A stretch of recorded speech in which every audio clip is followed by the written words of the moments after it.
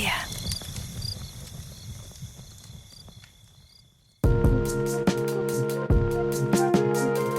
Hey Campside listeners, welcome back to Inside the Tent, our show where we go behind the mic of our favorite podcasts and talk to the people who brought them to life. I'm Abukar and Sam, senior producer at Campside Media, and today we're diving into one of the wildest stories I've ever worked on. It's called Wild Boys, and it's a strange tale of two young men who, in 2003, turned up in a small Canadian town. They claimed they'd been raised in the British Columbia wilderness. They said they'd never seen TV, gone to school, or registered for IDs. This was their first ever contact with society. The community took them in, the local press extensively covered the story, and even the international media came to town. But there was one problem. Not a single word the boys said was true. Today, I'm joined by award-winning comedian and journalist Sam Mullins, the creator of Wild Boys, and someone who just happens to be from the town at the center of it all. If you want more exclusive content or behind-the-scenes anecdotes from our shows, make sure to go to joincampside.com to become a free member of the Campside community. That's joincampside.com. All right, Sam, welcome to Inside the Tent. Hey, buddy. It's good to hear your voice. It's good to be here. Yeah, we're really happy to have you. Could you just take me back to when you first saw these boys and why 20 years later you were like, this might make a good podcast? Yeah, it was in that pandemic moment where we were all confused and scared and we didn't know what was going on. And we were all watching a lot of television and listening to a lot of podcasts. And it was sort of out of that I was thinking, man, I have always wanted to make a podcast like this. And if I did, what would that even be? And, you know, I was just going through the catalog in my head of all the stories that I'd heard from places that I lived or the news stories that I remember really capturing my attention. And then I just remembered this story out of practically nowhere, just pushing the stroller through the park one day. And I was like, man, that story was so weird and so interesting to me. And I remember the younger of the two boys, Rowan, I'm like, he was my age. And I was just thinking about how different our lives must have been at that moment where he's on the run in another country and I'm just a kid finishing up grade 12 in my family home. And we're literally just a couple hundred yards from each other in my hometown. And it would be so interesting to catch up with him and figure out what was going on in his life during that year, you know, and revisit it and see how he's doing now. So that's kind of how it started. Yeah, and at the time, it was a media sensation, right? Like, there were all these local stories, but even the national and international press came to town. And so what were some of the reporting gaps that you saw? Like, what were the questions that you had, and what was already on the record? Well, there were these two big media moments. There was the big media moment where it's like, there's these boys from the woods, and they're like the uncontacted tribe from New Guinea or something. They've never made contact with modern society. So that was a really interesting story. And everyone came and wanted to meet with these boys and figure out what their upbringing was like in the wilds of British Columbia. So there was that big moment. And then it was kind of quiet on the media front as they were helped by the community and they were protected by the community, where everyone made sure that they were sort of provided for and they were laying low in a hostel for most of that time. But then when the truth came out that they were in fact these suburban California kids on the run from essentially an eating disorder treatment, then that hit of media was sort of like, these two boys were just lying to us and they were from California. They were just actors like everyone is in California. And they were trying to trick us simple Canadian small town folks, you know? So there was all of this anger and I was surprised by the anger. And it wasn't just the public's reaction It was also in editorial pages. It just seemed like the coverage in that moment, in that era, no one wrote the follow-up piece of, wow, here's this really nuanced story of this family and these boys' lives that led to this weird story happening in our town. I didn't find that piece. So I guess we sort of set out to tell that aspect of the story. Yeah, and I imagine a lot of people that felt burned in the community wouldn't want to talk about this devastating moment, but I think being so close to it gave you access that someone else might not have. What was it like to try to convince people that it's worth talking about this? Yeah. Well, a lot of the people that gave us no's from my hometown, people that didn't want to talk to us, a reason I heard more than once was that all these boys were after was attention and the spotlight, and I will not participate in giving them any more attention because that's just what they want. And in meeting the kids, I don't think that's what they wanted at any point, honestly. I think that they were just caught up in this thing and they wanted to lay low at that time, and they had other stuff going on with their health that they needed to deal with in that era. So yeah, people didn't want to talk for that reason. And then there's also the challenge when you revisit an old story that has had media coverage, is a lot of people want to know, why is this story worth revisiting? I already talked to all of the reporters in that moment, like what could possibly be added to this? And I just made the case to a lot of people that time can bring a really interesting perspective to these things.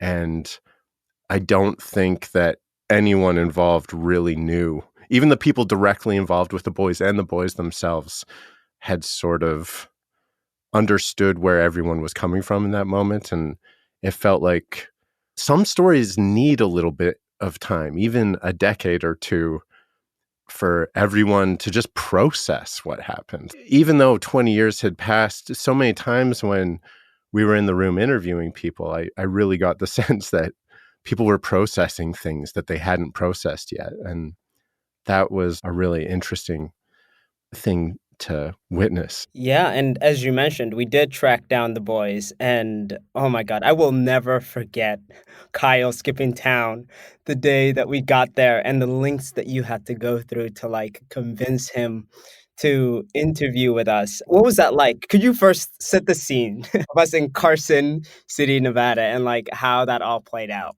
Yeah. When I first reached out to them, I found that the boys were on different pages about participating in revisiting this story. Rowan was very much an open book, and he's interested in telling the story. And I even get the sense that he enjoys telling the story a little bit, whereas Kyle, he's a little bit more introverted and shy, I think, and he was less interested in participating. So there was sort of like a loose deal where, okay, you guys, we're booking airline tickets and we're going to come and interview you where you guys live out west. So I just want you to know that this week on these dates, we're going to be near you and we're planning on interviewing both of you. And then there was backpedaling a little bit, like, oh, Kyle never wanted to talk and never agreed to talk. And neither did Rowan and Kyle's parents. They said, oh, we didn't agree to talk. But then we sort of had to do some relationship building on the fly while we were down there, where we had to interview Rowan. And it was such an illuminating conversation that I think that Rowan really enjoyed talking to us, that he was like, Mom and Dad, I think you should participate in this story. And it seems like these journalists are taking this in an interesting direction. And so then the parents talked to us, and that was a wonderful conversation. So then after we had talked to both Rowan and the parents, had great interviews with them, it was like, okay, now we would like to talk to Kyle. And they're like, oh, we're so sorry. Kyle has left town. He's gone. And we're like, what do you mean he's gone? We were talking all week, communicating. that we were going to talk to him, and he just was gone. So then we're like, you know what? We got these great interviews, and maybe we don't need to talk to Kyle. But then our story editor, Karen, was sort of like, we're not going to call this series Wild Boy. It's Wild Boys with an S. And I think you need to speak with both of them because they're very different, the two brothers, and they offer completely different perspectives on this. I don't think we can make this series without talking to both of them. So then I remember having a lengthy conversation with Kyle on the phone, and we were in Carson City and he was in Phoenix. And it's like, Kyle, we're going to come, we're going to rent a hotel room, and we're going to talk to you tomorrow.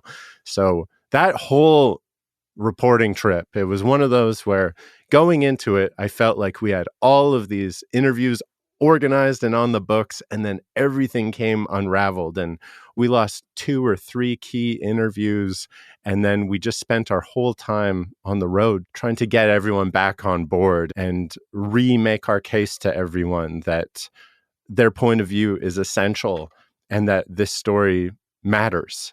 And we're talking about thematically important stuff like boys with eating disorders, where there aren't tons of those stories happening in the mainstream. Like, we are trying to do something interesting and important, and we need them. Yeah, I just remember how stressed you were. I feel like this show took a couple of years out of your life. Entirely. That's the funny thing about our relationship is you're someone who I think you know how these traumatic experiences can bring people closer together. I feel like you're a relative of mine because just by virtue of the pressure cooker we were in on making 2 series together, I feel like you have seen me warts and all, Abukar, from doing these reporting trips, these high stakes disasters that we've had to navigate. But Yeah. What's something surprising that came up while making the show?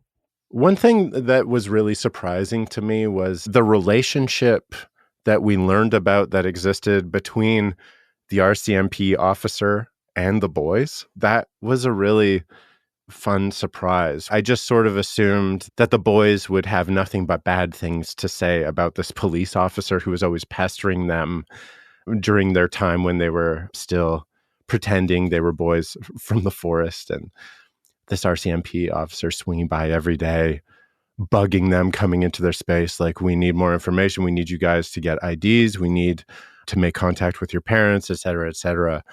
And they just seem like the exact type of people that would not care for the police. But when we asked them about that relationship, they were like, Corporal Prose was a really good man, and he was just doing his job, and he was looking out for us.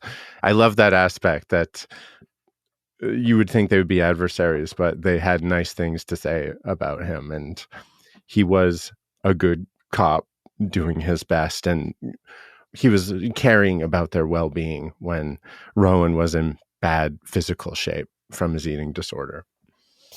Yeah. And Wild Boys was your first podcast. It also happened to be the first podcast that I was like helming. I had been an associate producer, so both of us were learning as we were doing this. We were And very so green. I know. What was that experience like for you? Did you have the story in mind, and did it change over time? It's so funny. And I've heard TV writers talk about this phenomenon where what excited me about the story was that I love how it begins. I love the pilot. The pilot writes itself, and you spend all of this time thinking about writing the first episode. And then when I originally pitched this podcast, I had made a pilot episode that I pitched to Campside. I spent 3 months just being so precious with my mix of it and choosing the right song, and all the fades were just the way I like it. And then there's this moment where it's like, we love it, we're going to buy it, so you need to really quickly make 7 more of these. And I didn't really understand what the 7 episodes would be because we didn't really know the story. We had to go on that reporting trip we were talking about for us to really figure out how we would structure this thing, I didn't know that it would essentially be split into two halves, where at the halfway point in the series, we sort of shift the perspective from me and my town and the people that helped the boys fully to the boys' perspective. I didn't know that's how we would do it, but I don't remember having too many structural conversations. I think once we had done all of our research and interviews, it was just kind of obvious that was the way to do it.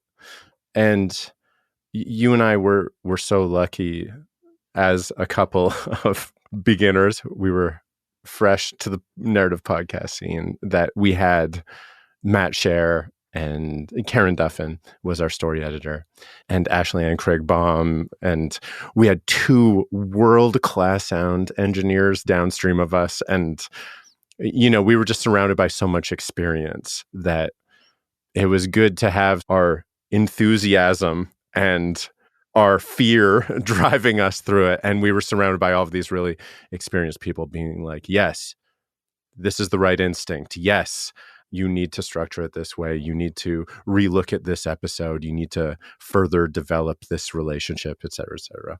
Yeah, we had a really incredible team. I am forever grateful. The story has a lot of really incredible characters. And in a story with so many characters, one of my favorite characters actually was the town of Vernon itself and the way you set up the town. I'm wondering if you could just describe what the town was like before the boys arrived.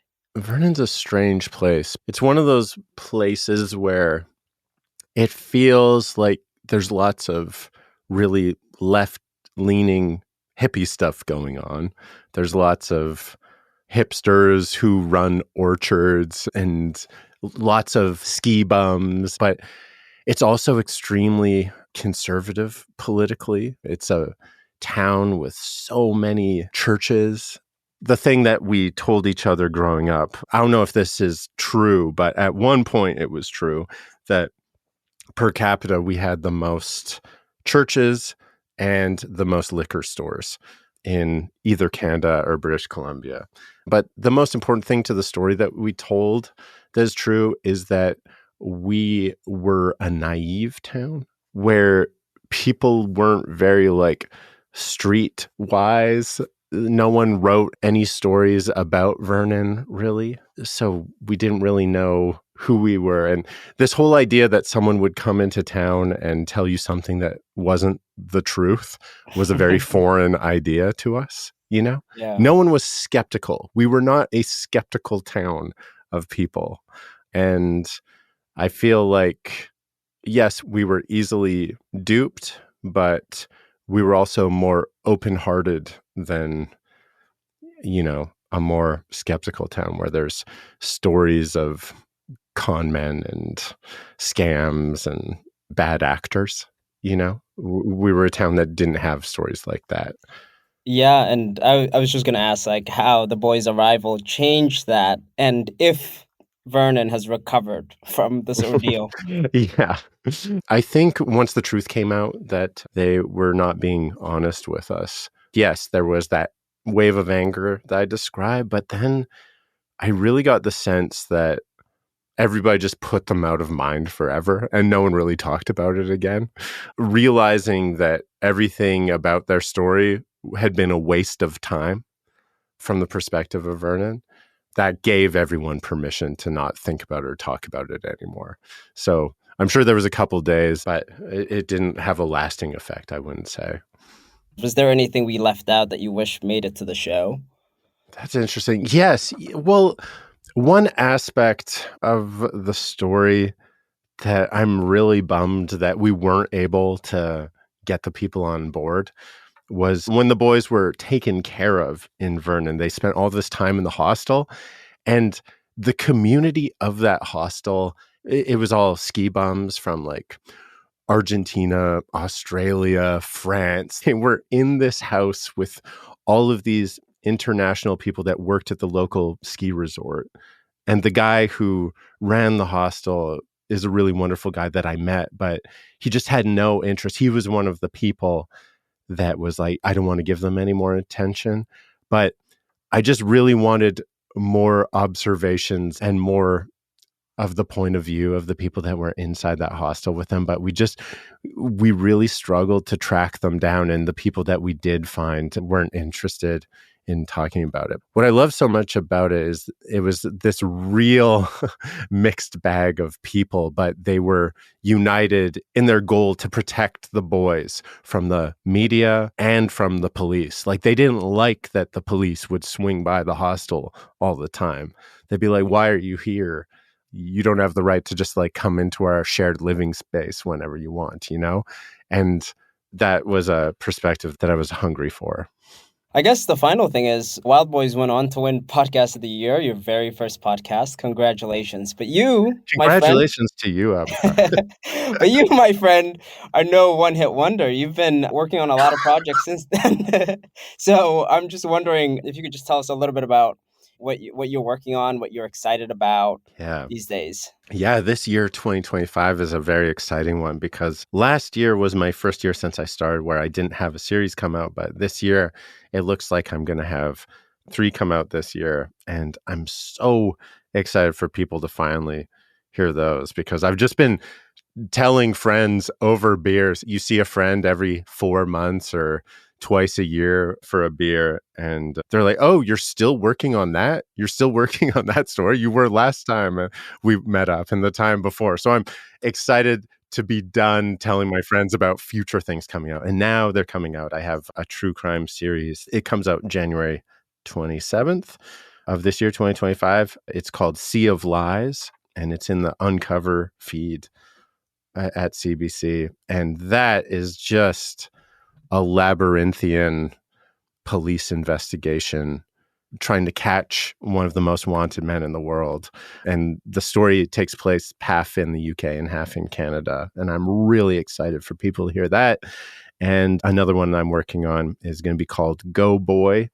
And it's from Campside and iHeartMedia. And it's about this incredible Canadian guy who broke out of maximum security prison 6 times. He's robbed over 100 banks. And then in the 70s, he wrote a memoir about his life that won the biggest literary award in Canada. It's just this incredible story that is all heists, jailbreaks, robberies, and he's such an interesting guy. And there's lots of wonderful archival from prison in the 70s and 80s. So I'm really excited for people to hear that one too. Amazing. Congratulations on the show launch. I saw the trailers out today for the first one you mentioned. And it was a pleasure working with you. And thank you for taking time out of your busy day to chat with us. Thanks, buddy. It's so great to catch up with you. Yeah. Talk soon. Likewise. Take care.